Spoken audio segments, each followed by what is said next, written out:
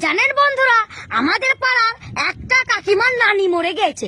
তার নানি মরে গেছে, এখন এই পাড়ার ওই পাড়ার মেয়েগুলাকে বলছে, হ্যাঁ আমার নানি মরিছে, তুই যাবিলা।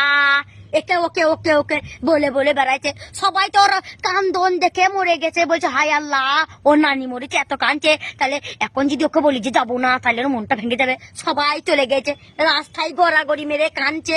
রাস্তায় রাস্তায় একটা টোটো এলো, টোটোটাতে চাপলো।